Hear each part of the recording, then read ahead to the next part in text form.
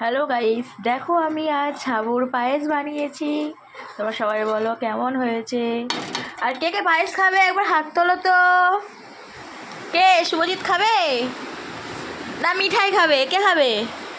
পায়েস খাবে বলো, ওখানে ভিডিও হচ্ছে, বলো পায়েস খাবে তো। কে খাবে? কে কে খাবে? দেখা কে খাবে। এ খাবে? এ খাবে? কে খাবে? তুই? এ না এ কে খাবে?